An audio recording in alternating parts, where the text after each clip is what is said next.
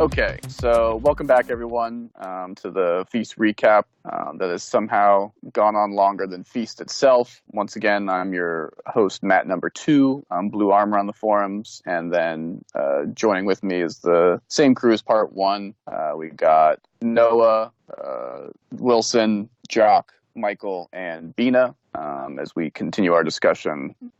So now we're moving on to part 2. We'll discuss 2 of my favorite characters, Sansa and Sansa and Arya, and then we somehow got talking on Dorne again, so Arianne is kind of thrown in the middle here, and same people are back, same crew. So I just, if you're still listening, thank you for joining us once again. I feel like in order of importance, we should. Well, sorry, that's me. Yeah, that's me projecting my personal. Arya and Sansa are 2 of my favorite POVs. So Sansa's chapters, ever since she left King's Landing and is in the Eyrie, are fascinating with her maturing as a woman and as a political schemer. And I love Arya's faceless man training stuff. Although the most interesting chapter of hers is her final dance chapter, which will be coming up in the reread soon. But there's still some good stuff, and also we get to see Bravos as a location is very interesting to me. One of the places I've always wanted to see, similar to what I hope seeing Old Town would be like in Winds. So what are y'all thoughts? Start with Sansa, shall we? Yeah, because she's my favorite character, and I'm here for Sansa, my queen. Is she truly Bina? I don't know how to feel about Sansa, book Sansa anyway. Like she is becoming, what was the word you used, Matt? I think political schema. And that makes me both excited and nervous because it seems she's going to start playing the game. It seems she's going to be, I don't know, not just good at it, but like super, influential in how things go down. And why is it a bad thing? Oh, it's not a bad thing. We have a smart girl who has the wisdom, the kind of the cunning of Littlefinger, the beauty to manipulate, who is a calm, clear head, who's gone through real trauma, has emerged wiser with more self-awareness. I think she's going to be a force to be reckoned with. I'm loving every minute of this. We're on the cusp of truly great Sansa chapters. Do you think the trauma so far has been her defining, like what defines her growth? Because I know Joffrey was horrible, but I still think that what transforms her into this very powerful key player in the game is yet to come in the books. And I wonder if that's going to happen in the Vale or if she does get back north and then something traumatic happens. Because now we see how well she can handle Robin and how courteous she is and how she sees Littlefinger playing her game and she's calm and composed and playing along. But I still think that something, severe is waiting for Sansa, either in the Vale with Harry the heir, and that could turn her into like super ruthless Littlefinger type. I think she already is super ruthless, honestly. I mean, I just think that you can be too reductive about these things. And I think, this was a criticism of the show or one of the lines in the show, but I think it was an overdone criticism that all the things you experience and that happen to you obviously contribute to your evolution.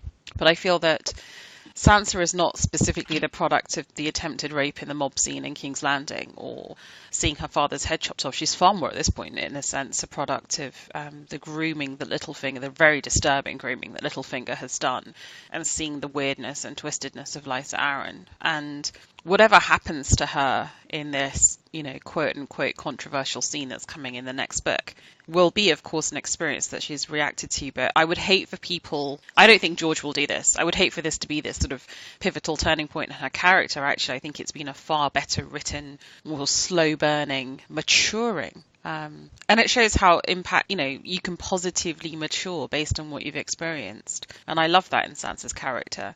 So, of course, that's going to add an element to it. But I would hate for that to be the dominant element or to cause a sudden turn left, a fork in her character development. Yeah, I view it as a culmination of the various things she's observed in King's Landing and the way she's looked at behavioral interactions. And I also just feel from a narrative standpoint, she's suffered enough, and it would just be gratuitous if she went through even more trauma. I feel like George is smart enough not to go there. I think she's already... Go ahead, man. No. I wonder what her motive is, or if one will come to the surface. So far, it's been, trying to get home, right?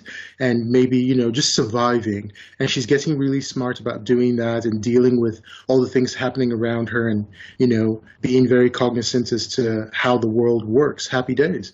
I think that, or I wonder if she will get this, again, another turning point that makes her focus on something, and that something being the Iron Throne. So far, Sansa doesn't strike me as a power-hungry person. I don't think she's playing the game to get power. I don't think power is one of the things she wants. She's just trying to survive. But it feels like she's gathering skills, and she's going to use it for something. What that something is, I don't know. I would add a subtle embellishment on what you just said, which is I don't think she's interested in power for its own end, as some people are. But I do think she's interested, or is starting to understand, that the only way to be truly safe is to have a measure of political power. And that if you don't have it, you're vulnerable. And I suspect that the end game for her is not to want the Iron Throne, but if she wants Winterfell back, to maybe have to overshoot in what she wants in order to secure what she needs. In other words, that it's not as an end for itself. And in that, she's a very interesting power player. She's a very interesting player of the Game of Thrones, because she doesn't actually, I don't think Sansa, even at the end of this, is going to want to rule, qua ruling. I think she's going to want to create an environment where she has a safe haven and a region where she is in control and her family's in control. She might end up viewing it as a necessity. Means to an end, which is very different, isn't it? It's very different to Dany. So Dany is a very interesting character who's also experienced deep trauma of experiencing the loss of parents and sexual exploitation. And a lot of the stuff that Sansa goes through, you can see parallels with Dany. But Dany wants the throne because she feels entitled to it. She doesn't want it because that's the way of stopping being sold to a man as his wife. Sansa's in a very different position. She doesn't see herself as entitled to the throne. She sees herself as entitled to be part of the family that's in Winterfell, but not even for herself. I mean, we've never seen Sansa, even at this point, where with brothers dying left and right, thinking of herself as, God, I could be the heir of Winterfell. So that is true. That's very true. And that's important, and it speaks to a certain measure of humility and integrity that she's not grasping for power in the way that so many other people are in this story. That is true. Well, I can see why you like her so much now, Bina. I've spent way too much of my life thinking about Sansa. I mean, I couldn't have, for the better, I couldn't have articulated that any better than you just did. If this rumored thing if there's some danger that she experiences in the coming of winds, whether it be through Harry or through Shadrick trying to kidnap her or whatever, I don't see it as like another major turning point for her. It's just kind of another hiccup in a continuation of her development as a character. And I obviously don't think it'll be successful. I think whatever danger is she experienced will be stopped by Lothar Brune or by someone else or whatever. Yeah, I agree. Yeah, it's cool to think that Sir Shadrick might be a badass, but he'll probably be put down pretty swiftly. Yeah, I mean, he's an opportunist, not really a badass. Well, Brienne rates him, and I trust Brienne. Oh, really? I guess, I didn't really remember that much. I trust Brienne. Yeah, but in Brienne we trust. We do. Yeah, there's certainly other capable people in the Eyrie right now, too. But yeah, no, I'm really excited for the upcoming tournament or whatever that is going to be hosted in the Eyrie in Winds. Yeah. Just a good old-fashioned tourney for political means. We haven't had a tourney in ages. I know. We need to get back to that. Some good old-fashioned political manipulation. And dances. I really liked it that Sansa was dancing in the preview chapter. That was nice. It reminded me of Pride and Prejudice, the 1995 version, where they have those really nice dances contrasted with tense discussions. I was just like, that's cool. That's great. I was thinking of the Favorite has such a hilarious and great ball dance scene. Oh, with Nicholas Hoult almost like quasi Russian Cossack dancing / Yeah. into the room, and then the one where Rachel Weisz is picked up and sort of bodily turned horizontally around. Yeah, he just randomly injected like modern dance techniques into this period film. It was a lot of fun. Maybe my favorite scene in the movie. Yeah, what else you got? Yeah. Well, firstly, my first question: who do you think is going to live longer, Sweet Robin or Walder Frey? Walder Frey has to live long enough to see the doom of his family. Yeah, there are a fair amount more there are several more Freys that need to die before Walder kicks the bucket. Well, I think they'll both die in wins. It's certainly possible. I think for sure Sweet Robin is a goner by the end of wins. Yeah, well, Walder Frey, we'll see. It depends on a lot. Just because, I mean, obviously the main antagonist there is the Brotherhood, but their goals are kind of like they seem to just want to kill as many of the lesser Freys as possible before they go after Walder himself. Yeah, that's right. It seems Robin needs to die soon so that tournament can have more significance if Harry the Heir becomes Harry the Lord, perhaps. So bye Robin. Right. Yeah. The goal is to kind of name him the official. I guess have like an official naming of the heir probably, and garner support behind him before Robin falls. Yeah, I think so. Depends on who you think is going to do Walder Frey in. I guess that depends. If it's the Brotherhood, then yeah, maybe he'll wait a bit. But otherwise, Robin is definitely next on the list. It's got to be Stoneheart. It's got to be. Dude, that's one character I don't know where that's going. Like, I don't know truly. it's. Do you it's care good to though? I mean, are you invested in the Stoneheart story and the Brotherhood? If you think who's on her list, then yeah, if who she has a grudge against, and if those people are out, what that means for the story. Yeah, I mean, for her. Good point. Yeah, two of our favorite characters currently rest in the palm of her hand. Really? Yes. So I think we have to, at least have one eye on Stoneheart. Yeah, I'm invested in the Brotherhood storyline, not necessarily Stoneheart herself.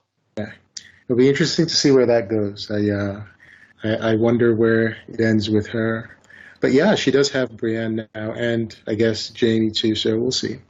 Yeah, it certainly is one of the more. Go ahead.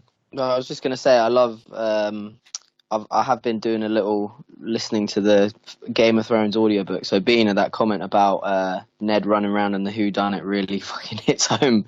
But when Catelyn goes to visit Walder Frey for the first time and she thinks about roasting him over a fire, I mean, it's one of those that, the deaths that everyone wants Walder Frey to die, but when it comes, might be just a bit too much, Yes, it might. That's a good quote call out, Noah. It's been a while since I've read Game of Thrones. That's a neat little foreshadowing tidbit, possibly. I know. There's some great nuggets in there. Yeah. But I guess the last thing I wanted to chat to you guys about Sansa is the Lord's Declarant, and if they're just kind of some bumbling fools that Littlefinger has in his back pocket. I mean, some are for sure. Or if there is a bit more of a conspiracy and they actually they're a bit more aware than he gives them credit for. That's a good one. I don't know. It seems to me like the Vale is just an army that needs to be mobilized, and who's going to do it is what's significant. So if it's Littlefinger and his scheme of, I still don't know what that is in the book, but I don't know that the Lords Declarant have a motive other than they're the obstacle that someone in the Vale, Littlefinger or Sansa, must overcome or, try to work with to get that army moving. Because that Vale army seems to be the relevant thing there, I think. I think yeah, for sure. Sansa revealing herself will be the necessary factor that pushes the hesitant Lords Declarant like the Royce guy over the line and to get on the side of Sansa and Littlefinger. Well, Bronze Yon, he has seen Sansa twice, I think. Once just pre-book, when he took his son Waymar to the Wall to join the Night's Watch, and then once at the Tourney of the Hand, I believe. And Sansa in book is worried that she'll be recognised, and it seems like he doesn't, and he doesn't really seem like the crafty kind of guy. But I don't know, do you guys think that's a possibility that he's just keeping in his back pocket? Yeah, I think it's more likely that you're right, that he's just not that sharp. But I wonder if it is that he's just, but he just wants to keep it to himself for now. When he first sees Sansa in the Vale, he says, "Do I know you, child?"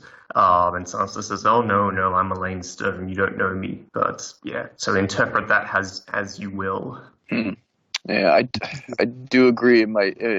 That Sansa. It's possible that Sansa might be outed prematurely before she intends to declare herself. So that might be a challenge going forward and wins.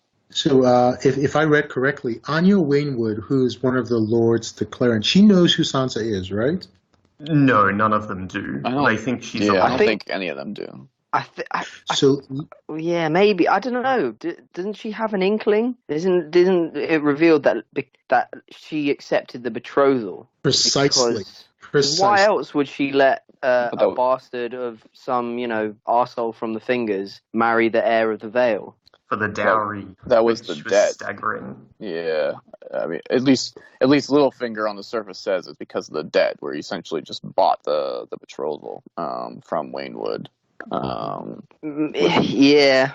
Without having to reveal. I feel like with Anya Waynwood, there's a touch of the Barbary Dustins about her, and she could be a bit of a force to be reckoned with.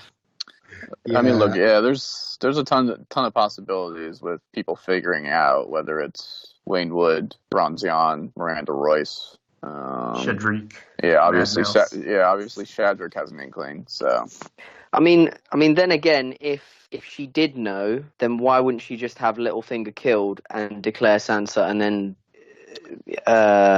take the power kind of for herself, if you see what I mean? Yeah, I mean, this is that right there is the entire like weakness of Littlefinger's position, where and just him as a character in general, where he has all this political maneuvering, but at any point someone can just decide to kill him with very little consequence, and so that's kind of the tightrope he always has to walk, and is eventually going to be what happens. Like someone's going to kill him, and it's just kind of waiting to see who does it. I have a headcanon theory that when Littlefinger was arranging the marriage with Anya Waynwood, he said, "Elaine won't be a bastard the day she marries Harry," which, maybe that implies, she'll be legitimized, so she won't be a bastard. But yeah, Littlefinger's having some fun. I imagine that he would, that was part of the thing where Littlefinger would hint at stuff. But, obviously then the goal would just be to have Sweet Robin / Tommen, the Crown, declare her legitimate. Yeah, I mean that would be the hint that he, the suggested thought that he would put into other people's minds. I do think Littlefinger is smart about where he chooses to settle. In the Vale, anyone could just push him out the moon door, but they are very that honor they have. They're not murderers. They're not schemers. They're really wed to their honor. So Bronzion could have him executed, but he won't, because there's no legal or moral, well, not moral, but there's no, his honor is at stake if he does that. And so with Waynwood, if he's bought her debt, if she kills him, it could be seen as, she was trying to kill her creditor, or the person who she owes money to, which makes me think, and he made a statement in that chapter that she wouldn't make the boy wed against his will. So Elaine has to charm him. Makes me think she wouldn't sell the kid, even for her debt. But knowing who Sansa is, that seems more a reason she would agree to it, because it's not just a bastard's kid. It's the Stark kid. So I think maybe she does know. Whether she will tell Bronze, or maybe that becomes a factor, I think that's an open question, perhaps. Because if she does, then maybe there is a scheme, a plot the Lords Clarence have. Otherwise, maybe they're just clueless as to what's going on. Anyone have anything else they want to discuss with Sansa? No, other than I'm desperately excited to see what happens next. Yeah, she's she's pretty much the longest wait at this point. Are there any other? I don't think there are any other characters from Feast that. I guess Sam is then the only other one. But we've seen some of his through Jon, whereas I feel Cersei and Jaime got token chapters in Dance. Sansa, that's it. Yeah. Exactly, and Cersei had a significant chapter in Dance. Arya gets a significant chapter in Dance. But yeah, we've been a long time for more Sansa chapters, and it can't come soon enough. All right. I had one last thing. Sorry, mate. Oh, nope. Damn it, no.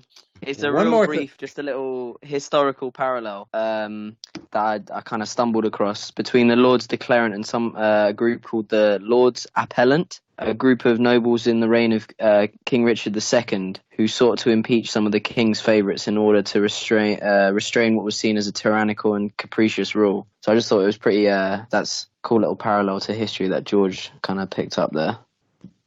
That is like George, indeed, to model British history, indeed. Very nice. Anyway, that was it. Just a little thing there. I really should read more of Stephen Atwell's stuff. He does good stuff on that. So, question for you guys, because I forget if I know we're still on Sansa, but Arianne is not a POV, right? We get her from the captain of her father's guard. That's the POV, right? No, she is a POV. Princess in the Tower is. Oh yes, POV. She is. I'm sorry. And she is. Okay. She's frankly the main. The whole point of that is to set her up as the main point of view chapter for Dorne, and she's going to have her own chapters going forward in Winds. Okay. All right, cool. Under her own name too, not like some weird naming convention. Yeah. This was something we discussed when it was that Eris Urquhart chapter. I personally said it should have been an Arianne chapter. There's not a lot to be gained from it being Eris. Yeah. And with more time, I think George might have come to that decision as well. But we'll never know. I think Dawn does suffer from having too many insubstantial POVs rather than one consistent character that we can really empathise with and get an intricate understanding of that region from. It really suffers. Maybe it will get better in TWOW with Arianne becoming presumably the eyes on that region. But yeah, I think it's a very valid criticism. Yeah. In retrospect, I think it just should have been all Arianne, and then we do need Ariel Hota for just in terms of seeing a couple events, and so he's he kind of takes the Barristan role to Arianne's Dany in that sense. But yeah, I think the Eris Urquhart chapter should have been switched probably. Well, yeah, Eris Urquhart, he just has the one chapter, right? Isn't it too doesn't he have the second one too where he gets killed, or is that Arianne's as well? No, that's Arianne's. The one where he charges into Hota? Yeah, that's Arianne's, definitely. Okay. Yeah, and so it's just the one. But I guess with Hota, the captain of the guard, I think that's to give us an insight into Dorian Martell, and maybe his misgivings or what he's dealing with following Oberyn's death. I don't know if that will persist, but if Dorne is going to play this game in Winds, Arianne is just one piece of that puzzle, isn't she? There's someone at the Citadel, and there's a whole team with Marcella, which will, I think, have an impact. So he might keep Arya moving forward. He definitely will. Yeah. I view the Sand Snakes as much more secondary to Arianne. I would definitely think of Arianne as the main, as you say, POV, and the main player who will be calling the shots for Dawn's strategies. Yeah. Yes, indeed. And the Sand Snakes are not guaranteed. Well, granted, they all have a strong possibility that they could die, both Arianne and the Sand Snakes, as they are treading in dangerous waters going forward. But yeah.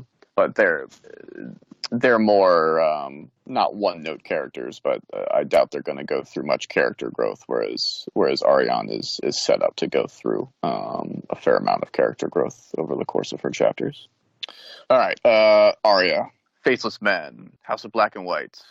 Arya's my favorite character in the story, although, when it gets down to distinguishing between my favorite POVs, I kind of have to go to just a technical basis where, for me, Arya is an interesting POV from the start, whereas some of the other POVs I like, such as Jaime, Davos, and Sansa, take a while to get going. So I'm pretty much here for everything that Arya does. I don't expect her to really have a happy ending, in the end. It's pretty much a 50-50 shot whether she lives or not for me. But I'm just, I'm enjoying the ride to kind of see the choices this character makes. I'm all up for some fun assassin training montage, and also the Faceless Men and the House of Black and White are kind of an interesting subgroup.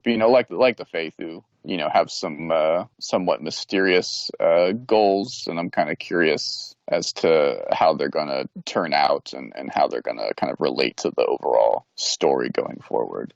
Okay, sounds good. So what are y'all thoughts on Arya? I mean, also my favorite chapter of hers is the dance one coming up with kind of revealing the blood magic involved in gaining a new face and seeing her make her first official kill. But there's obviously a lot of good stuff here that introduces kind of the city of Bravos and some of the mythology behind the House of Black and White. So is that her official kill, as in the merchant, or the unofficial kill, which was Daria? Right, that's why I said first official. Okay, that's the first official job she's assigned to, even though obviously she has killed many people before this, and takes out Darren in over the course of Feast here. That's a fun. It's a fun meeting up, with her running into Sam like that. With a novel that has split out the characters, our POV characters, so much. It's always nice to see them running into each other and interacting. Yeah. So I have thought about that with both kills in Bravos. With the one, with the singer, like her motives, you hear her thought process, or afterwards when she does it, she says, he was a deserter, so he needs to go. It sounds like something, that was instinctive for her, being a northern girl, and her father doing the same thing. That just sounded, or to her, maybe that was just, a clear cut, you deserted, so you die, and that's that. But with the merchant or the insurer guy, I don't know what his job is, the binder or whatever he does, but she tries to reason out his own death, like, oh, he's discourteous, or he'll thank me, he's a wretched guy, so I'm doing him a favor. She tries to negotiate her morals on this, or justify his death, which I don't know if that points to Sansa's not Sansa. What's wrong with me? Jeez. With Arya's descent into, or evolution into, like a cold-blooded killer, like someone who will kill just because, as opposed to someone who would worry about why she's doing it. I don't know. If there are more deaths or more like this, like if she sticks around with the faceless guys, then maybe she'll have a few more, of these jobs. Otherwise, maybe this would be like something she just will figure out she can't do, like just be a cold-blooded killer for no reason other than it's her job, Certainly that's what the Faceless Men want her to become, is this, no trace of Arya Stark, and she is just a faceless man. But I've always thought that she is going to break with them and she will regain her Arya identity, because the alternative is just a crappy story. So there's a schism coming up with her and the Faceless Men. Yeah, also there's no it's also born out of plot necessity too. Like, she has to get back to Westeros and interact with the stories going on there. Therefore without the 5-year gap, she just doesn't have time to go through the complete Faceless Man training. Although it's rather unpredictable as to how she's gonna get out of that without being hunted down and killed for it. Yeah, severe consequences in the future for these actions. Indeed. I don't know if that split with the Faceless Men is imminent or if it adds anything to her story. I've never quite been able to figure out why she's there, other than that she had met Jack and Hagar like books ago, and then it just seems like, okay, she needs to go somewhere, so there you go. I wonder if this is supposed to tell us something about the kind of person she will become. And if we will truly get Arya Stark back, or we'll just get some kind of living embodiment of, I don't know, death, roaming Braavos or coming back to Westeros. With Arya, it seems like she loses a part of herself every day and then gains something else. Like she gains other skills and insight, well, not insight, but other skills that make her kind of dangerous. So with Arya, it's hard to tell as to where she's going right now. In Feast, anyway. I think Dance does give us more. But in Feast, she's in Braavos, but we don't know yet what that means for her character altogether. Well, she says in her first Feast chapter that she's going to the House of Black and White because she has nowhere else to go. And she thinks to herself, if the captain asked me what I wanted to do, I'd say, just take me with you on your ship and that'll be my new life. So I wouldn't say this is necessarily something Arya is drawn to, but it's just something that's coming out of necessity. Yeah. I'm sure the revenge appeals to her, but again, that's not what the Faceless Men want. They don't like the idea of revenge necessarily from the Faceless Men themselves. It's a very specific piece of information that occurs in the Dance chapter where she attends that meeting and they have a target to deal out, and they go around the table specifically asking, like, do you know this man? It's like, I can't do this because I know him, but they get around to a person that says, I do not know this man, so I will do this job. It's a very important core principle of their line of work that's kind of revealed in that. Arya has to come back again, no matter how far down the line she goes. Like the personality of Arya Stark obviously has to win out to provide a emotionally satisfying conclusion to her story arc, whether she lives or not. It's her journey is going to be, how she reacts to this change and how she's going to fight it in the end, and what she's going to choose to do. And kind of going along with Michael's point, then probably a reason for her to finally choose to return to Westeros will be kind of hearing updated information that some of her family is still alive and needs help. And as we know from the end of A Dance with Dragons, fake Arya is coming with Justin Massey to Braavos, which will be interesting. What? Yeah. So Jane Poole was rescued, and Stannis sends her to the Wall, and then he sends Justin Massey and says, all right, go to Braavos, get me sellswords, and take Arya with you. Oh, shit. Yeah. Hello. I completely missed that. Like, I knew Justin Massey was going, what the fuck? How have I never heard of this before? Yeah. This is new info, dude. God, we're some fucking idiots. Isn't it amazing you can read these books so many times and still be surprised by them? Right, yeah. I consider my knowledge pretty good, too. Shit. We know nothing, my friend. It seems. Yeah. So this means that this could be the way Arya returns, right? If she knows this whole face swapping thing, this could be that's a game changer. I was going to ask you guys. She returns as Jane Poole, pretending to be herself. That will throw everyone in for a loop. Yeah, they'll be like crazy. Man. Yeah, I was going to ask you guys. Do you think, because Braavos all of a sudden seems to be like the meeting point for all these important people, like Sam gets there with Aemon, and there's talk of Daenerys, and all these Kingslanders are coming. Do you think Arya being there with her, learn 3 new things every day, curriculum, whether or not she will all of a sudden become this, person who knows so much that Westeros needs or that affects Westeros, and then she heads back with all that info, do you think that's something that will become, of consequence?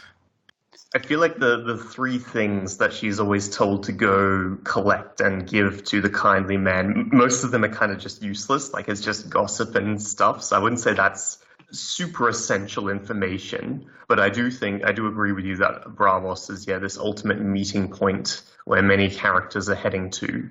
We additionally know Harris Swift is coming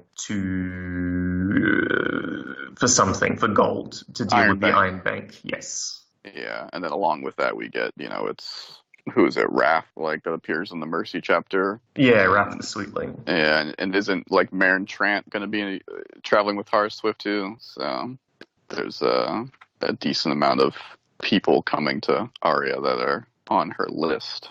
Well, yeah, indeed. I just wonder, because it seems like, Stannis getting money from the Iron Bank and talk of Daenerys and her dragons and all the information that seems to leak back to King's Landing in whispers or in rumors that, they're not sure what to do with. Arya seems to be there in Braavos with all this info, at her fingertips. I wonder if the story is going to make use of that. Like she heads back, let's say she heads back to Stannis and he is aware now of all these things. Or maybe she uses that info for some reason. I don't know. I just thought it's curious that she's there. And now, thanks to this big reveal that we all thought we knew, but she could head back as soon as wins, as herself, playing herself. Ooh, okay, I got that slightly wrong. Fake Arya might not be going to Braavos. Oh, okay, well. But still, Justin Massey will be there. It could happen, as in, if they get there, find Jon's dead, and they're like, okay, we need to get the hell out of here, and they just take her with them. Could still happen. Right, there's a lot of key pieces of information that she could find out between Jon's death and fake Arya being a thing. Just hearing about that information could affect the decisions that she makes. Yeah, there's just so much rich potential from these interactions that just makes me think has to happen. Yeah, and I think it's similar to Dany's storyline. I think it's likely that Arya could be on her way back to Westeros by the end of Winds as well. We can only hope.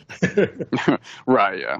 That's kind of the hope for moving the story along so that he can finish it in 7 books and doesn't require an 8th, because I don't know, there's maybe a 5% chance he can that we'll get Dream of Spring, but it's almost a 0% chance that we would get 8 books. Yeah, not in our lifetime, no.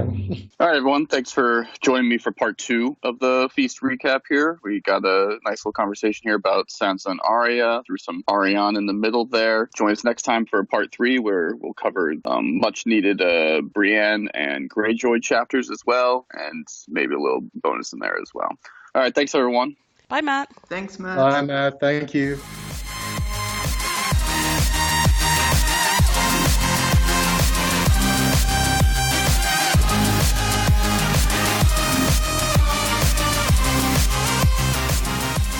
So I would have actually really liked if Sansa's Winds of Winter chapter was at the end of A Feast for Crows. I feel like that just shows so much character growth, and I just really like the chapter. How do you think that would have changed Feast if we'd got that instead of the Harry the Heir chapter? Or rather, Littlefinger revealing who Harry the Heir is as a conclusion?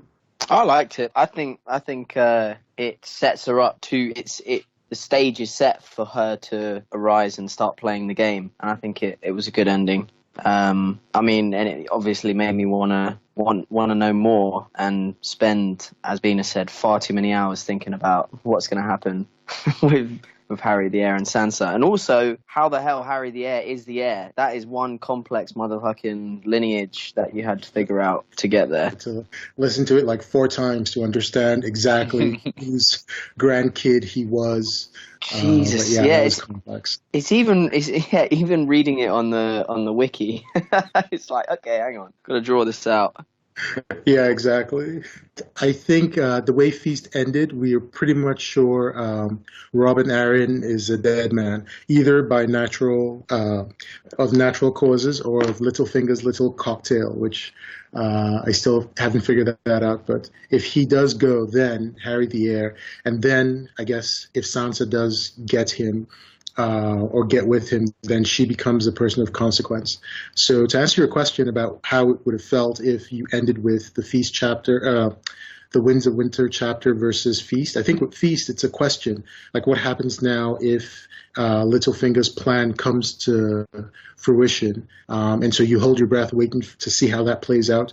Or with the Winds chapter, it says that, she's going to do this. Can she pull it off? As opposed to, will Littlefinger succeed in his plan for her? Maybe that's the difference, I think. Because the Winds chapter, you get the feeling that she's got this kind of, like, you're not worried whether or not she'll succeed.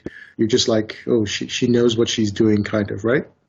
Yeah, I would agree. There is a lot more ambiguity with the ending of A Feast. And I guess the Winds chapter, it does feel like a new chapter of Sansa's life. So maybe it does belong in Winds better.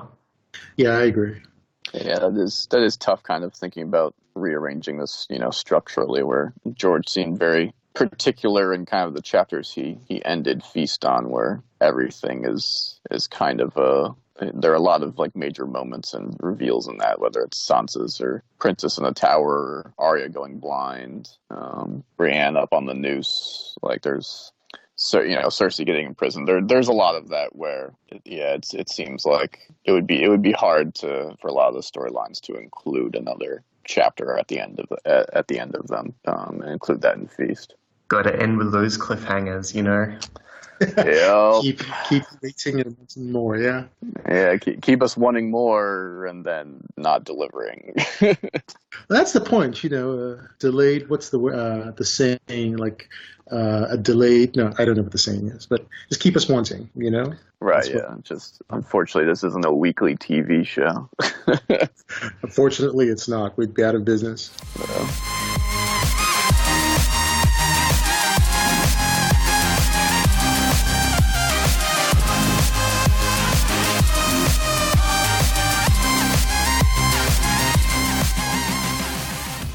So since we are delving into into Winds a little, she's currently on her way to Storm's End, right? Or King's Landfire, Storm's End. Do you think maybe she is going to be the new POV, or the person we see young Aegon's story through? Because if she does merge with that group, maybe that becomes Dorne's plot, or Dorne's main projection through the story. I don't know if that becomes relevant or that becomes important moving on. But for Arianne on her own, like it seems like her main concern when we meet her is resolved at the end of Feast, right? She has her father. She has her father's trust. She's all good, but now she provides this insight into what Dorne is planning for, the Seven Kingdoms. Right. I mean, now she has to prepare to be Dorne's ruler at this point, because kind of as we can kind of see from the Watcher in Dance, like Dorne probably doesn't have very much time left given his illness. Arianne's journey going forth is to step up and be prepared to take his place. I'm not confident I'm very worried that we're likely to see a rather unhappy conclusion to Dorne's plotting in here, but for sure their overall goal is to join with the Targaryens and oust the Lannisters and probably the Tyrells too. But yeah, Arianne is basically going as an envoy to meet with young Griff and all that. But for like her second chapter and the second preview chapter of hers, I believe they hear that young Griff has taken Storm's End, so that's where she's heading now. I had a little think about.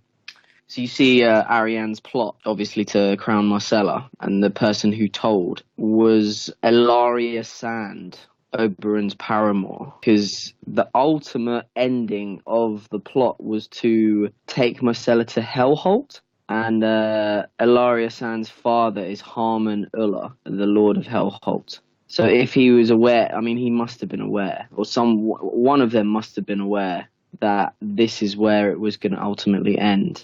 And she is averse, we only find this out in Dance, but it's relevant. I mean, she's against revenge, and she's frightened for her children. So I thought that could be a cool possibility.